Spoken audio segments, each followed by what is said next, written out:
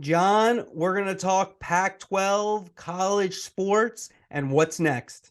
And the NBA All-Star Game. We're going to figure out how to fix this so it's not just a glorified layup line, Andrew. You all right? Yes. Hey, what the hell you drinking?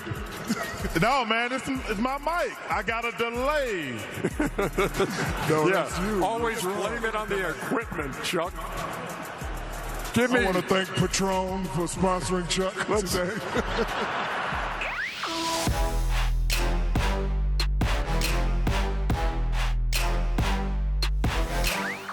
And we're back. The Marchand and Ourand Sports Media Podcast. I'm Andrew Marchand, sports media columnist for the New York Post. He's John Ourand, the media reporter for the Sports Business Journal. John, a lot to talk about. You were in Salt Lake at the All-Star Game. First off, how'd you like Salt Lake?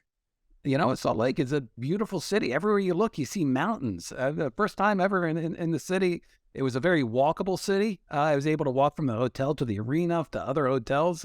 5 stars out of 5 on the Ourand scale. Oh, right wow. there. All right. Well, I made a lot of calls, so we have some good Pac-12 information, and so we'll get to that in a moment. But first, let's do Who's Up. Before we do the Who's Up, Who's Down, I have an apology to make. I got the ESPN chocolates, the XFL chocolates. What's all this chocolate on your face? All right, well, let's explain. If somebody didn't listen last week, we were discussing the XFL, and ESPN had sent over some chocolates on Valentine's Day to promote the XFL. They actually, when you open them up, it said, I watched the XFL or something in there. I gave them to my wife. They could have changed the letters around to say like, but anyways, that's another story that I have to deal with. No, I didn't really give them to I may have. You know, what's funny is I gave mine to my daughter and she was like, oh, great. And she saw like, oh, you got this for free. Yeah, exactly. It's not that romantic, but you got all right. So we solved that. John also got the chocolates. All right. So now we're going to talk USFL and XFL a little later. We'll see if John fell for the sweets. Let's get to Who's Up, Who's Down. Who's up? Who's down? Andrew, I'll start us off. My Who's Up, I was just in Salt Lake. It's got to be Adam Silver of the NBA. From a media perspective, is there anyone sitting prettier than Adam Silver? These were the companies that had top executives in Salt Lake City last weekend. Google, Apple, Amazon, Bob Iger was there from Disney. I spotted an NBC executive as well.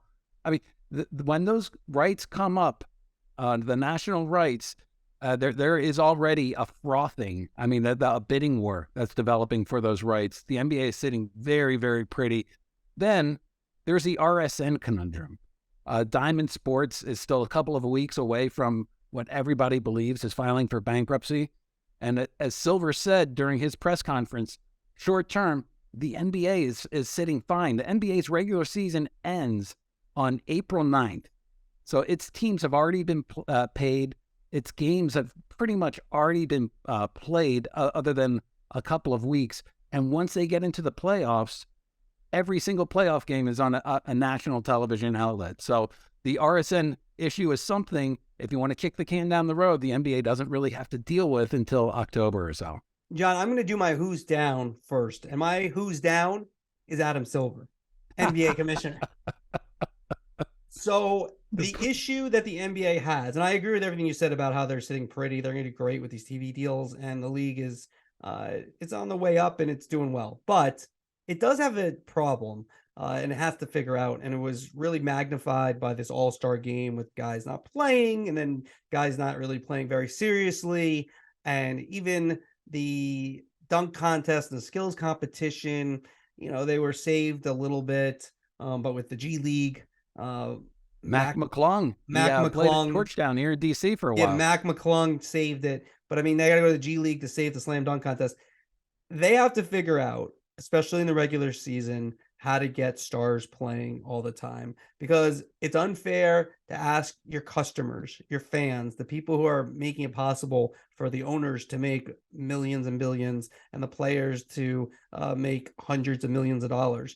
You can't ask you or I or any fan to buy a ticket, to tune in, and then not get the product you think you're going to. If you go to a Broadway show, you might get an understudy sometimes, but you're going to get the show. And this is entertainment value. The money that you're spending. They have to figure out a way to make I don't know what it is exactly.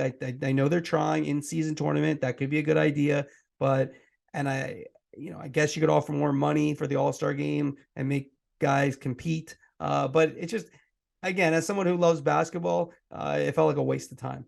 We should make this a topic because I do disagree with you on this. All right, well, you're wrong. All right, it's a topic. All right, topic, and I'm going to prove why don't you why go you're who's wrong. down? Then we'll get to the topics. Then we'll start Pac-12, right? But then we'll get to the NBA as well. Wow, you went full mad dog on me with a "you're wrong." I like that, Andrew. Spunky. What do you want me to tell you? You are. All right, you did it. Who's down? Let me go to my who's down, and it is Brad Zager, who runs all of productions for Fox Sports, and it's based on the Daytona 500 that happened over the weekend. Look, Andrew, I'm not going to say that I watch NASCAR just for the crashes. I don't. But on Sunday during the Daytona 500, this is how Fox covered a crash that involved 10 cars and included stars like Kevin Harvick, Chase Elliott, Daniel Suarez. Let's listen. And Doug. Hey, man. Nice pace. Clearly you're a safe driver. You could save hundreds for safe driving with Liberty Mutual. Yes, we got Limu the Emu and Doug while there was carnage on the track. I mean, you can chalk this up to bad timing. It really was bad timing. And Fox did have a picture-in-picture so you could see what was happening on the screen. And once the commercial ended, they, of course, showed all the replays that was there. But I was being pitched insurance while chaos was taking over the track. And I chose Zager as the who's down because he oversees production for Fox Sports. But maybe my who's down should have been Mark Evans, Fox's ad sales chief. Mark, stop selling so many ads. Let us watch a race. Come on. All right, so Andrew, we're left with a who's up as the last one. Who is it? My who's up goes to Major League Baseball. The reason I love the new rules, I think baseball is going to have something of a renaissance this year. I think the most underrated part of the new rules is when you ban the shift, how that's going to bring defense back into the game. I was having a conversation with someone in baseball the other day, and this is a point I've made, and they made the same point. If Ozzie Smith played during the shift era, he would not be in the Hall of Fame. He might not even be in the majors because he would be playing in short left field and there would be no acrobatic plays and we wouldn't have the Wizard of Oz. So I think that's one. I like the idea that the games are going to be faster. I know the average fan will say, I don't care. I think they do. And this is the big thing. I think there's going to be more action during the games. It might not be perfect at the beginning, but I think overall, I think baseball is going to have a very good season in terms of their on-field product being more appealing to fans, maybe even younger viewers, because I just think there may not be as big a demand on your time. Now, of course, there's going to be longer games, but I do think they'll shorten them up a little bit. And if you could tell me I can turn on a game and be done in 2.5 hours to 3, more guaranteed than it might be 3.5 to 4, I think there's a better chance that I can start, especially you start a game at 7 o'clock. I'm done by 10:15, which you are a lot of nights, previously, but you're not guaranteed that. So it's hard to get invested. So I do think these new rules, I like MLB as a who's up. You like all the rules. Let me go to the most polarizing one. Runner on second in extra innings. You like that one?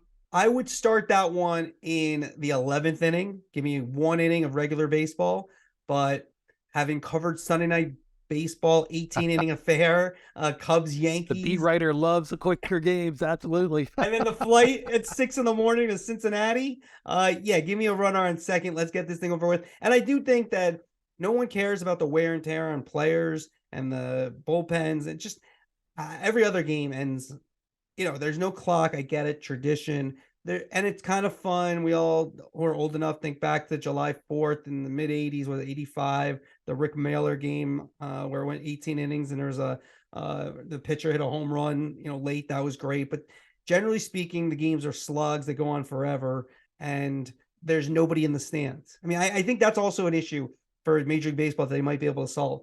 The most importantly, if you watch a Yankee game many times during a regular season, there's a full house. And at the most important time in the game, it's half empty. And that's not a good way to keep building fans and to keep fans engaged. The most important, the most exciting part of the game, and people leave because they want to avoid traffic, they have work. It's understandable. If you make it a little bit shorter, the game, and they can get it in and out, I think it's good. So, but on your question, yeah, it's not perfect, but I'd probably go one more inning and then do it. But I'm okay with it. You need the air conditioning in the Legend Suites. I just one opinion before we get to the topics. I hate the banning of the shift. I think the managers should put players wherever they want.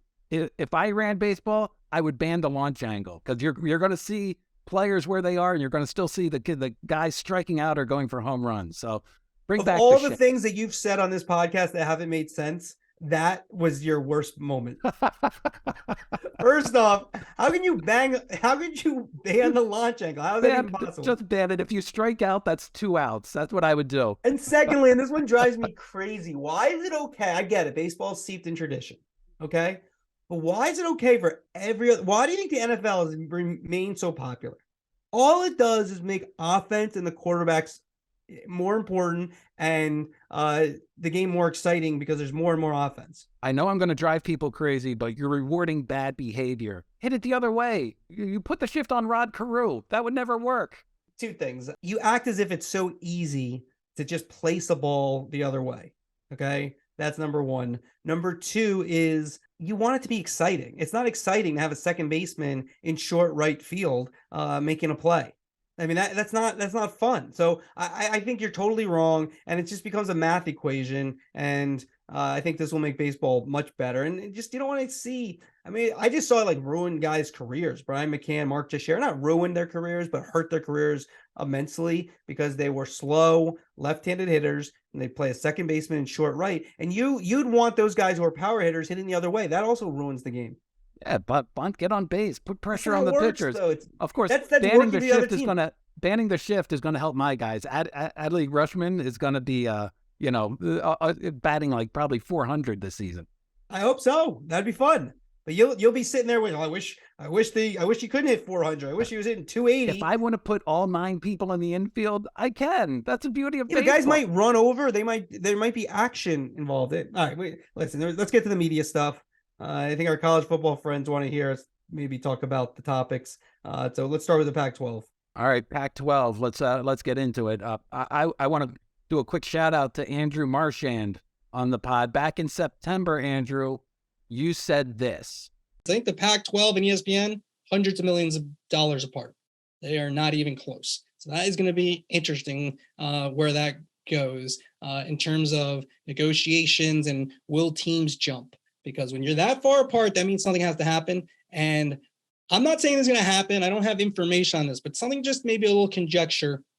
Do one of the digital players get involved with the Pac-12, right? Apple, for example, loves to buy everything and then sell subscriptions. And they did that with the MLS. When you said it, that also is what I was hearing as well. But it was, I was dismissing it somewhat because I saw it as the initial stages of a negotiation, and that, even though the two sides were 100 million apart, that they would be able to find common ground somewhere.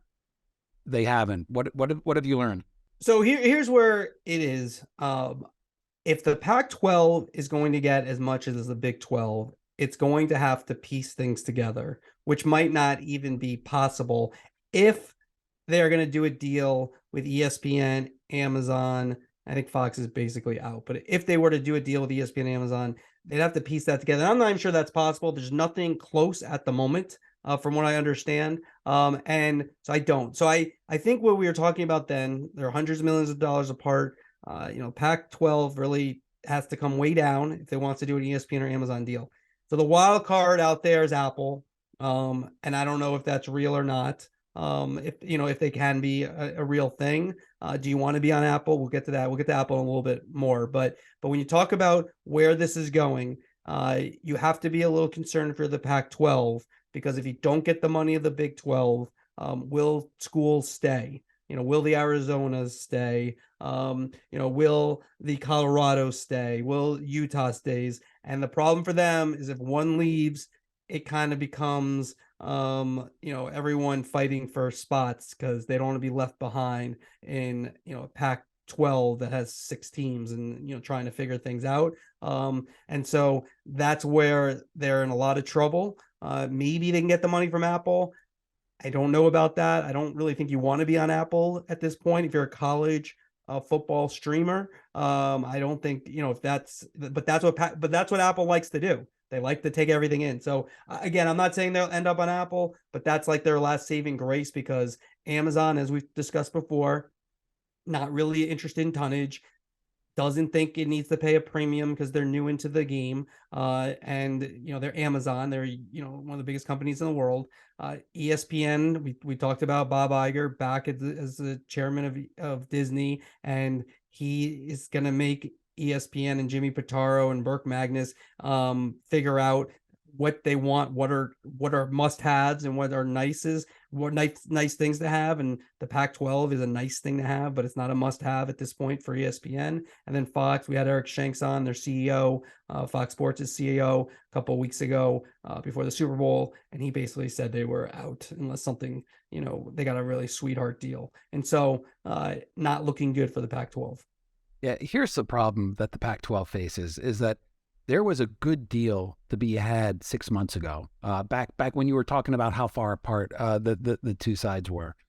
In the ensuing 6 months, all of the traditional television stations, CBS, who had been kicking the tires, is out. Fox, which had been kicking the tires, did the Big 12 deal, and Shanks told us, they're pretty set with what they want in terms of college. NBC, it has its Big 10 and prime time. There's not a lot there. And ESPN is becoming a lot more cost conscious. And so there are, as you said, the must-have programming, which the NBA falls in, the NFL falls in, certain big college conferences fall in. Right now, it doesn't look like the Pac-12 is falling into that.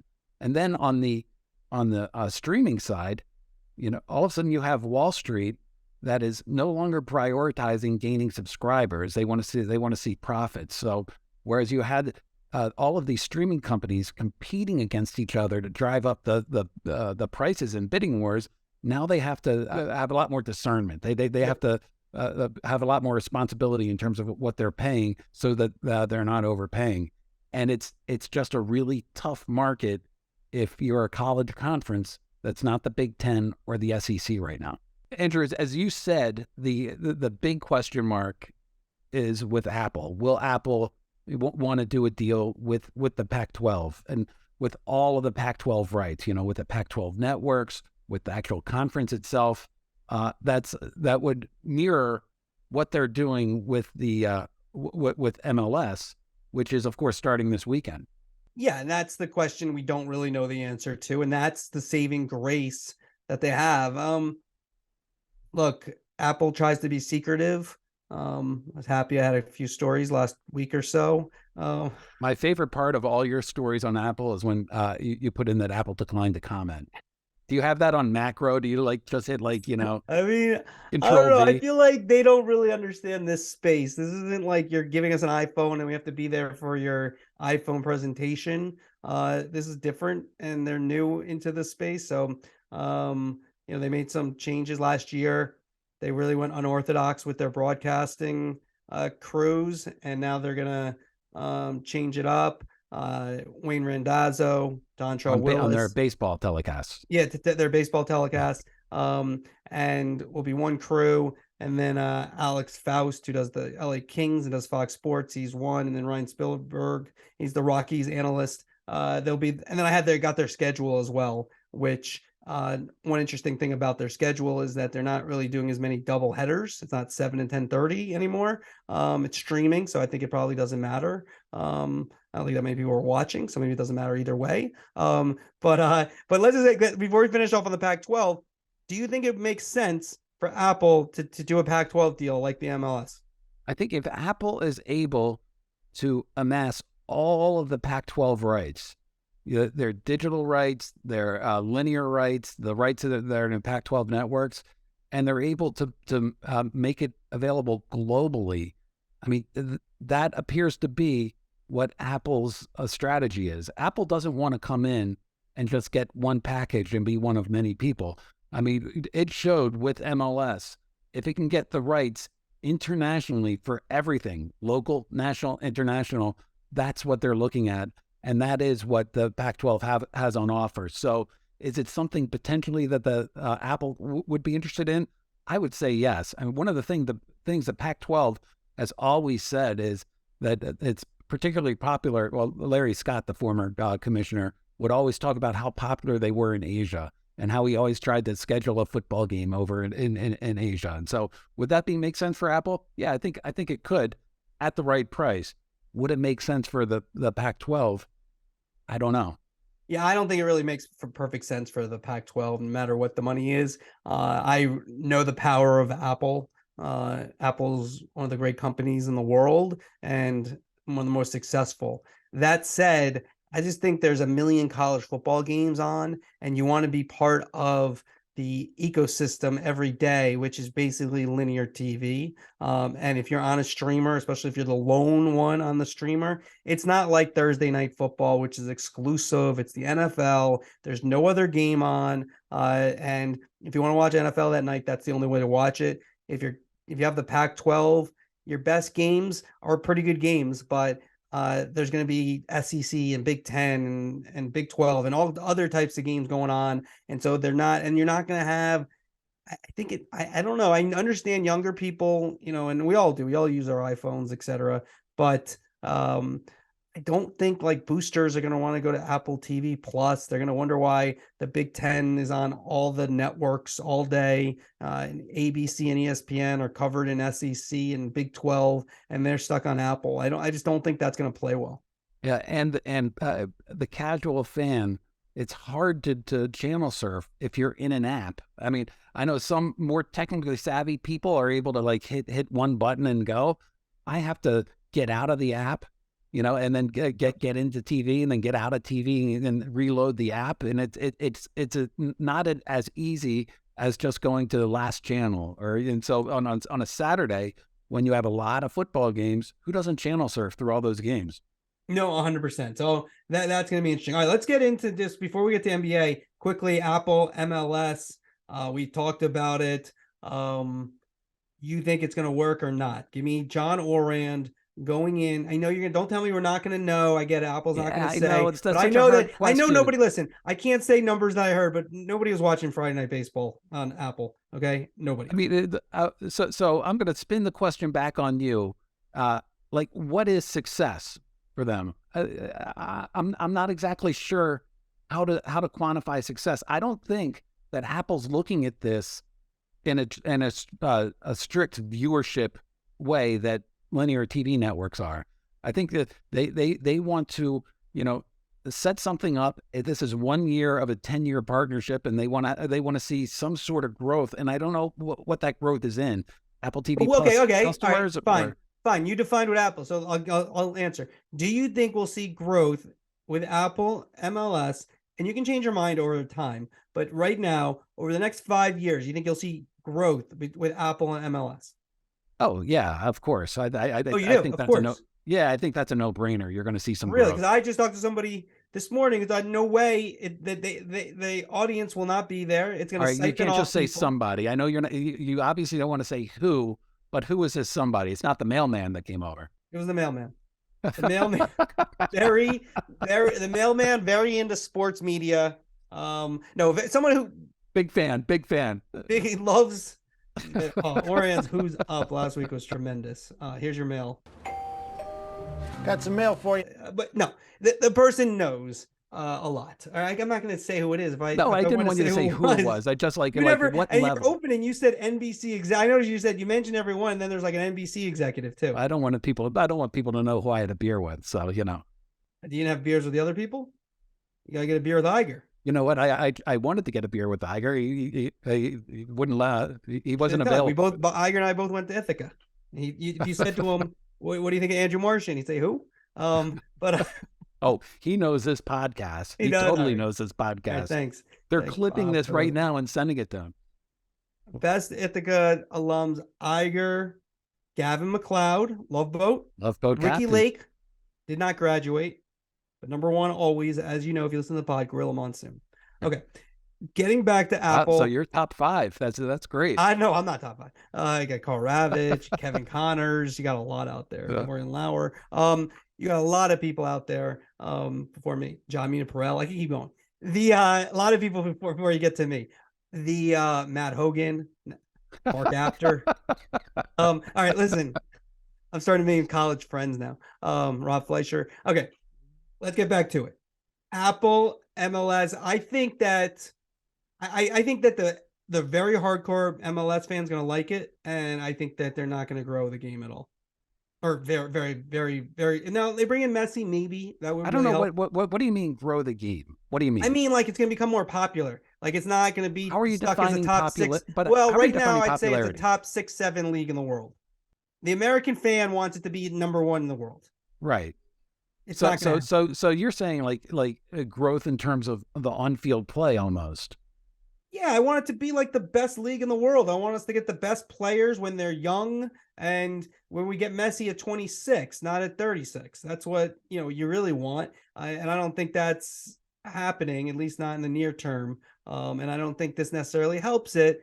I get it. Like, I think there's this like utopian view that Apple has where, they get into a boardroom or whatever. I'm sure they have their little method that they have to do it like Amazon does, where it's like the special way you have to present everything, which is probably in a book that I haven't finished. And so, but I think when you look at what they're trying to do makes sense. I just don't think in the real world it does, if that makes sense. So like if they could start everything and just buy if everything was like zero, like NFL rights, Major League Baseball rights, all rights were up.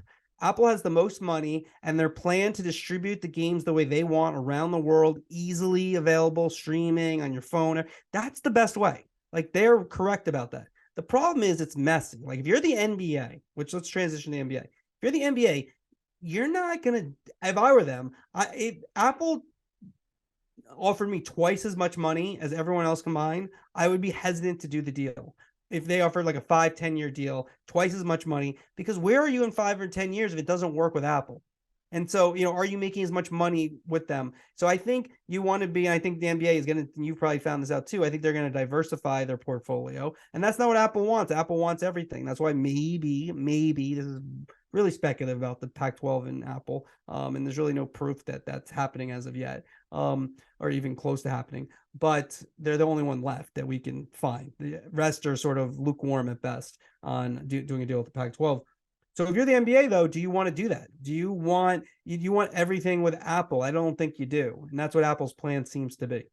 Here's the one thing. Again, I've been on record for a long time saying I think it's a good deal for MLS. They weren't getting that amount of money from linear TV. They hadn't in decades grown ratings or viewership. Why would they grow ratings now, though? Like on a closed system you have to pay for. It's not that they would. It's not necessarily that they would grow ratings. It's that they've shown that they can't grow it on linear TV. Maybe the iPhone is ubiquitous. Maybe everybody, maybe they'll get younger, more tech savvy fans. This is like when I talk to some Apple people too, and they're not that loquacious. But when you talk to people, they kind of talk about it like you're talking about it because, like, no offense, you're not a huge soccer guy. And it's not like so. But so you have no. My whole point is soccer wasn't working. Excuse me, MLS was not working as a linear TV sport in the U.S. But does it work? Yeah, it is.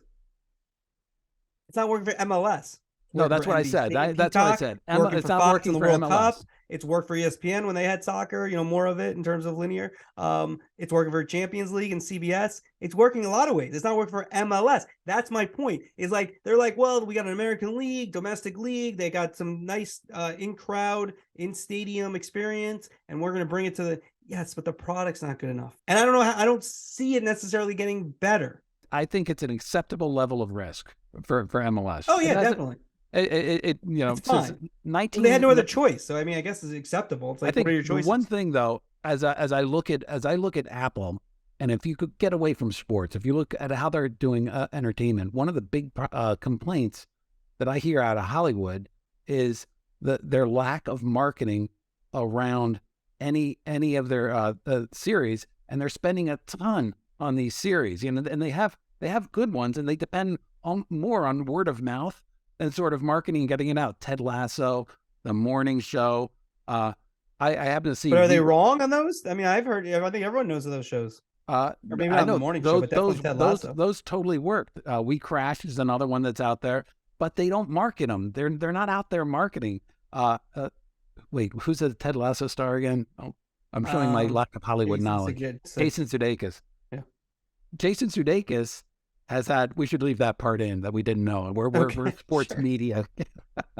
But Jason Sudeikis was interviewed saying, like, when did you know it was popular? And he was like, he only figured it out when he was getting tweeted at by fans. Like, Apple wasn't telling him, the marketing wasn't sort of out there doing it. And so sports leagues that go into that bubble, like, they're not going to get marketed a ton. But even when you look at it, and then we'll move on to other subjects, but even when you look at it, there's a show my wife and I are watching, Shrinking, on Apple TV Plus. It's a good show. How do you know about it? I don't know. I heard about it somehow. I don't know how. I just heard about it. I don't know. There's no marketing. But it has Harrison Ford's in it. The guy from it's probably a very famous actor, but the guy from How I Met My Mother is in it. I can't remember his name. I don't know these actors, but they're big time. But they Andrew, let's get back to sports media. Exactly. Quick. We don't know the names of these people, but the point is though, is they go for the stars. I should know this person's name. Like, it's embarrassing. Like, this is a very famous actor. Anybody want to look? I'll Google it as we talk. They go for the stars. So DC United has Wayne Rooney. What more do you need? Yeah, well, coach. They don't have Wayne Rooney anymore. Anyways, I just don't know if they have the product. It's the product. There's nothing against like what they're doing and how they're doing it might be pretty good. I think, it's a lot, and behind the scenes, I think there's a lot going on there. I'm doing all right. Let's move on though. All right, let's do the NBA All-Star Game. I said my who's down. Tell me you think it's fine. When the NBA does their rights negotiations, do you think any of those media and tech companies are going to say no to having the NBA All-Star Game? It is a premier event put on by the NBA that everybody's going to be clamoring for it. That's the one thing that I look at with Turner that could be in peril there. I mean, because people want it. And then the other point that I'm going to make is your complaint about the NBA All-Star Game, which I also found unwatchable, to be fair. Okay. But your complaint about it is the same complaint that you have about baseball's All-Star Game. Nope. About the NHL All-Star Game. Nope. This is where you put words in my mouth. Baseball's All-Star Game is great. Are you kidding me? Everybody complains about baseball's All-Star Game. What's wrong with it? Like, people come in, it the only thing that's wrong with all these All-Star Games is they should wear their actual uniforms. Oh, I mean, if anybody's totally listening, important, get them to wear their actual uniform. I don't care if you sell 15 All-Star jerseys. And I want to meet somebody who's buying an All-Star jersey. I mean, what are you doing? That's like the Rob Lowe NFL hat. You can't buy an All-Star jersey. Buy a Steeler jersey of TJ Watt. We need to get a Gen Z guest, because I bet those are the people that are buying those All-Star jerseys. Nobody's buying those. You really think people buy those? Come on. I just think, look, it's a big event. If you actually were in Salt Lake City, you would have seen top executives from across the business that were in there. It's a great gathering place. I wish that they played more defense. I wish it wasn't a glorified layup line, but the ratings, which we haven't seen yet, are still going to be really significant for the NBA. And they can tweak it here and there. I thought picking the teams actually there, I thought that was a fantastic addition. Yeah, that was pretty good. I really enjoyed that. But the thing the NBA though has to get back to, and this is like kind of, let me just bring back my soccer love. Like, why I think Messi is different than David Beckham, because on the field, he's different. NBA players are some of, if not the best athletes in the world. And what they can do on a court is amazing. And we see it all the time.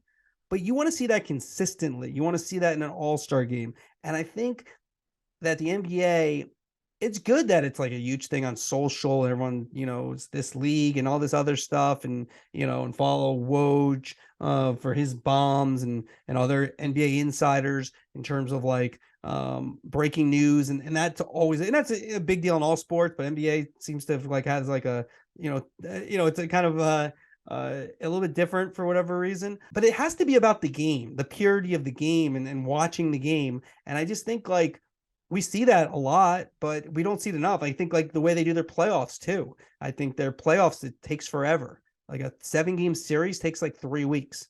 I get it. They want to be on Thursdays and Sundays and all that stuff. Great. Play every other day. Okay. Can we get a little rhythm to these series? I know you're going to say, well, I sound old or whatever, but bottom line is, I don't know. I can't imagine these are good. I think we're seeing that though, in that younger people aren't interested in games because they haven't watched them when they're little kids. And I think part of it is they're on too late. That's one. But the other part is there's no rhythm to them. Couldn't disagree more. The average age of the NBA fan is among the lowest among all professional leagues. They're watching full games. They're watching. I mean that's an issue. Just social. I know that's an issue that every single league has to deal with. A lot of people are clicking on their tweets. I'm saying they're getting you get the big money for how many people are actually watching games. That's how, again, maybe it's going to change. Listen, my focus group of one, my 23-year-old son, he's a big NBA fan. He watches differently than me, but he's still an NBA fan, and it's up to the networks and the leagues to figure out how to get him and bring him into the fold. All right, before we move to the next topic, thank you, Chris Mason, for that. The actor is Jason Segel. Famous, who is Marshall Erickson on How I Met Your Mother. He's in Shrinking with Harrison Ford, so great cast. There's other people probably famous too. I don't know who they are, but they're very famous. Did I get the Marchand seal of approval? Or are you saying that we should watch? Yeah, it's a good show. Yeah, I'm one episode behind, but it's a good show. Now that NFL's slowed down a little bit, you got NBA, you got college coming up, but there's a little more time to watch other TV. I need to watch more TV. That's what they say. All right, let's move on to next topic. XFL, USFL. XFL comes back with The Rock. Redbird is the company behind it. ESPN is where the games are aired.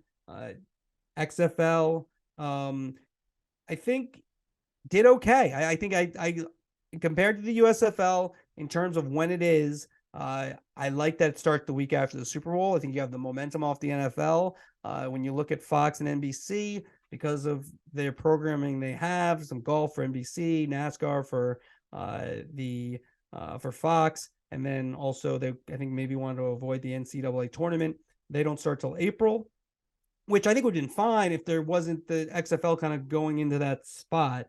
And so, ultimately these leagues either one probably goes away or they combine. But at the moment, we saw last year USFL had a strong start, I thought. It's not the NFL. But I think how they're building, I like when you build slowly, small. I think sometimes people want to make it like, oh, we're going to be the NFL on day one. It takes time to become an established league. And so I thought they did a good job. XFL, what was your view? I'm going to say a couple of red flags for the XFL. This is the third iteration of the XFL. The most recent one was right before COVID hit in 2020.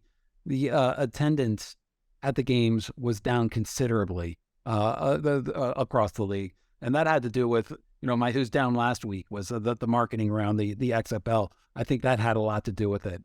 I will say this, chocolates, but now you got the chocolates, so now the marketing. I got the chocolates, so yeah. Now I'm very hyped on them. A quick shout out to the DC Defenders, big win in Week 1, as you know, Andrew. But yes, that was a Sunday night game. The crowd was raucous. They were throwing things on the field. They had a beer snake going with the empty beer cups that the security got rid of. Totally unfairly, Andrew. But the USFL last year, it was a successful start. They were in one market, so they were playing in an empty stadium, and you could just see I only watched parts of that one game. I was going back and forth with the NBA All-Star game, and you could see how it's so much such a better TV product with the full roaring crowd in there. This year, of course, the USFL is going to be in 4 markets with its 8 teams, presaging almost certainly for next year when it's going to be in 8 markets. So you're going to start seeing more crowds there as well. I thought it was a good start for the XFL, and I have no opinion on which one's going to win out. I mean, they both seem to be doing okay. I think the one thing that we do know for certain the NFL is watching, And so there's things that the NFL could borrow, not the overly gimmicky things. But one thing that I think that was very apparent with the XFL and ESPN was leaning in to gambling, that the spreads on the score line, and I wouldn't be surprised if the USFL, if they can, tries to do that as well. I just think that's where you sort of, there's a lane that's never been really presented before. When you talked about the third iteration of the XFL. Gambling is going to change things as it becomes even legal, even more states, more people are doing it. People like to gamble on football. It's 3 hours. And if there's a Seattle Sea Dragons versus DC Defenders game, 7-point spread, they might put down some money and get into it. And I think, we're going to see that in sports, and that's why sports probably aren't going anywhere. I mean, one of the reasons, besides they're very popular, but I see the lower rate. I just think gambling's, we're just still we've kind of moved that topic to the side for a little bit here, but that still is going to be a big part of the future. Yeah, I found that, to be honest, a little bit off-putting, the over-under that was on the sort of score bug. I understand why they're doing it, but I don't enjoy seeing that. I want to opt in to gambling. I don't want it sort of, pushed out at me. One thing that the USFL pioneered last year, and the XFL did a really good job with this too, and something I hope the NFL adopts, replay reviews. They actually take the camera and the microphone so you see what the person doing replay is looking at, why they're looking at it, how they're making the decision, instead of going to the booth and having somebody speculate on what they might be looking at. And I think the way that they handle replay, which is like paint drying in the NFL, yep, is something that works really well in those two leagues. And that could be adopted. All right, let's hit a couple more topics. Then we're going to do a little bit of Mando Mailbag, feature that we've done a little bit, but we're going to have a couple more questions this week. All right, let's wrap up with a couple of topics. The two Ryans, Rex Ryan and Matt Ryan. Do you want to do them together? Let's go. Sure. So Rex Ryan, as we're talking, we don't know yet, but he might get the D coordinator job with Sean Payton in Denver. That would create an opening on NFL Countdown and a lot of get up stuff. I think on Countdown, if it's me, I'm looking at Marcus Spears or Mina Kimes. I know they love NFL Live. I wouldn't break them off of that, but I think both of those people have earned the right to be in one of the big boy or girl chairs on Sunday. For whatever reason, Sunday shows are still considered a big deal. And I think they both earn that spot if Rex leaves. So that's that. Then Matt Ryan, I have this in my newsletter every Monday morning, New York Post Sports Plus. Matt Ryan, if he is done playing, is interested in becoming a broadcaster, analyst. Talked to a bunch of people about him, mixed things with some people. Some people think he could be amazing. Apparently he's very into it, wants to be really good at it. That's a great start. He's a tier below or a couple tiers below Brady and Peyton in terms of his career. Almost won a Super Bowl, but had an excellent career. Probably, I don't think a Hall of Famer, but a tremendous career. And so, if he's willing to be on a second or third team, he's a guy who could move his way up. And I will say, to me, it's a huge advantage. You want to start lower and then build yourself up. I get it. I mean, if you get a $375 million contract, like I told you before, like most people who I know have those, they like having them. But if you can build up your career and then get the opportunity, that is usually, Greg Olsen, it's pretty incredible when you think about it because he was second year. I mean, that could have been a total disaster if that didn't go the right direction. So I think that could be good if Matt Ryan, he's a guy to watch. All right, let's do one more thing before we get to our call of the week. We have done this previously, but not, consistently. We said we're going to work this in. The Mando Mailbag. We may need a sounder for that eventually. Don't you think? Yeah, we definitely need. You want to give it? You want to try it? Yeah, let's do the Mando Mailbag. What is it? Mando Mailbag! Does that work? I don't know. All right. Stick to writing. All right. Here's the first one from Jack Herman. Email. What's the future of the Big East on TV? And he has a lot more to say about it. Where the rights are. Will they need to bring in other schools? He mentions Gonzaga. Does that work in the Big East? I don't think they're in the East, but I don't think that matters anymore. What do you say to Jack Herman? What's your opinion, John? Well, first, my opinion is that you tortured the pronunciation of Gonzaga. Gonzaga. What did I say? Gonzaga. Depends. Tomato, tomato. All right, go No, ahead. it's not tomato, tomato. No, it's not tomato. As a Gonzaga alum, Oh, wait, they're we're not bringing the in Zogs. AC Wyatt, one of they're our not the Zogs, executive they're the producers. Zags. They're the Zags. Come on, man. Wait, you say Gonzaga? Gonzaga. They're the Zags. I've heard They're- Gonzaga. And they don't play in Spokane. That's the world we live in. AC Wyatt, who's one of our executive producers, that was his voice just there. He actually went there, and then the world we live in, I could be like, no, I don't think that's right. He literally went there. But the world we live in, it's like, no, I don't think so. I'm going to go the other way. All right. I cede to AC Wyatt. I guess he'd know. But AC, can you jump on real quick? Do you want your guys in the and gals in the Big East? Sure, doesn't matter. We'll take all comers. I think the that's Big 12 makes spoken more like a sense. basketball school. Yeah, I like that. I think Big 12 makes more sense. But okay, what's your take on this? What's the future of Big East TV? All right.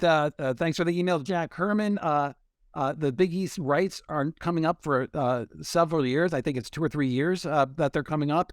And it's impossible to predict what it's going to look like then.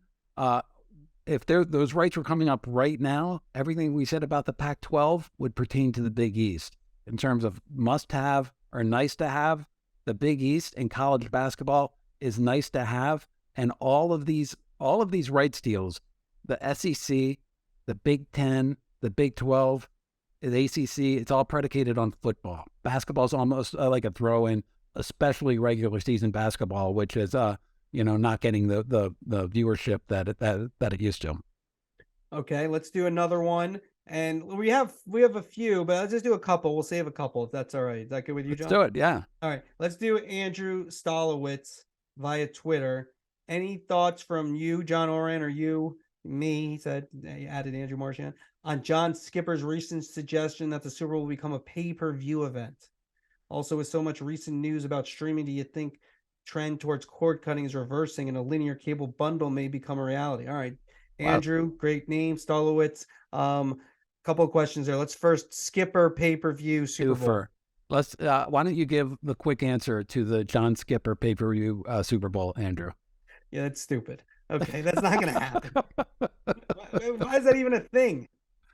Look, I actually I don't. It's not going to happen. I guess if they did make it a pay-per-view, it would break the bank. It would do really well, but I can't imagine. I don't even know if it makes even sense. I get it. You had 113 million people watch, but they'd all go have parties. Yeah, I don't even know if it would make sense. But the other thing is they have 11-year contracts, so I don't know. It just seems silly. Yeah, and the NFL has always prioritized broadcast television. It certainly isn't going to take its big championship game, which markets the league better than anything else. 113 million homes. They're selling They're selling ads for $7 million. Let's change it. Yeah, I don't know. It might work, but I don't know why you'd even. Brian Rolap, who we had on a couple of weeks ago, that wasn't even. I don't know. That doesn't make sense. It makes no sense. It's the most successful thing in TV. Why would you change it? I want to hit the second part of Andrew Stolowitz's tweet at us. Why am I the only one? I killed the Skipper idea, and you just skated through for you. Because I thought I think I viewed Skipper's idea as a good thought process. What would happen? Head of ESPN. All right, that's something like you or I should say. Go ahead. In terms of streaming, do I think the trend towards cord cutting is reversing and the linear cable bundle may become a reality? Yes, I do. It's not reversing yet. Cord cutting is still happening. It's still going the wrong way for TV networks. But if you take a look, the cord cutting among Xfinity and DirecTV and real traditional Charter, real traditional cable operators, it is dropping like a stone. What's not dropping, and I don't even consider this cord cutting, is YouTube TV or DirecTV Stream or some of these streamers. Hulu is another one where you buy channel packages. If I can get my RSN, if I can see Adley Rushman this spring on Masson and the Big Ten Network, I'll take about anything that's out there. If it doesn't have those two, that's then that's a problem. I think that you're going to start to see the numbers really reverse in a good way, thanks to those what they call in the business virtual MVPDs. John, let's do our call of the week to wrap it up. And go back to November 2001, 9th inning, Game 7, Arizona. Luis Gonzalez at the plate, Mariano Rivera on the mound, and there's one out. Joe Buck and Tim McCarver on the call. The one problem is Rivera throws inside the left-handers, and left-handers get a lot of broken bat hits in the shallow outfield, the shallow part of the outfield. That's the danger in bringing the infield in with a guy like Rivera on the mound. Floater, center field. The Diamondbacks are world champions. Andrew, we picked that call because Tim McCarver died last week. A long-time analyst for Fox Sports. He was, of course, with CBS Sports beforehand. ABC? ABC as well. He was somebody who thank God Twitter wasn't necessarily around when he was doing stuff, because I can tell you I had a lot of friends. He was very polarizing in terms of people listening to him, but everybody appreciated how much he knew the game and how much he was able to do things like in that clip, sort of almost predict what was going to happen before it actually happened, which is exactly what I want an analyst to do. Yeah, most people have peaks in their career, right? Where they're at their best, they're going up, and then, and then there's different opinions, especially for sportscasters. At his peak, I think you could argue very easily that he was the best. He certainly was the most prolific in terms of national broadcasts as an analyst. He did 24 World Series in New York. He became, right now we have Gary Cohen, Keith Hernandez, and Ron Darling, who are going to go down as a legendary booth. Before that, Ralph Kiner and Tim McCarver were a classic duo. Ralph Kiner, Hall of Famer, would tell stories and kind of have Chris Russo-like Kinerisms where he'd just say stuff that, use the wrong words. And McCarver would teach the game. I think we saw in that clip, and there's other examples where McCarver would tell you things before they happened. And it's a passion for the game that he had. I talked to Joe Buck last week, who did all of McCarver's Fox World Series with them, and he said what a great teammate he was. One of McCarver's producers, Pete Macheska, he talked about how McCarver used to call him during the week, just passionate about something going on in baseball, and just loved to talk. He said it was like talking to your father. And so for a lot of us, especially in the New York area, where you have that relationship, because he ended up getting fired from the Mets because of second guessing, never proven, but maybe Bobby V might have been involved with that. He ended up with the Yankees. George Steinbrenner hired him. And so it's hard to argue. If you're going to say John Madden's the best in NFL history, I think, again, very subjective. Everyone has an opinion. I think you have to say at this point, just in terms of accomplishments and when he's at his best, Tim McCarver, best in baseball history as a TV analyst, especially national TV analyst, a little bit different than local, but as a national TV analyst, you'd have to say he's the best. I mean, Tony Kubek was there, but didn't have didn't do the championships that McCarver did. So 81 leaves behind a tremendous legacy, was a very good player, played for 4 decades, which is pretty incredible, starting in 59, ending in 80. Won a couple of rings, had a big home run, 50s or 60s, one of those World Series. So our condolences to his friends and family. So thanks for listening to the end of another podcast. Special shout outs to Chris Mason, AC Wyatt, the duo that always put this together. Thanks for listening, and we'll be back next week.